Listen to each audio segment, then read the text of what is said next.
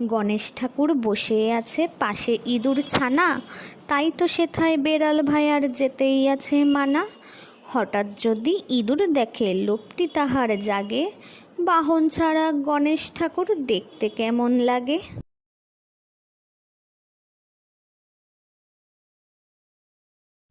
কেমন হয়েছে বন্ধুরা জানিও কিন্তু।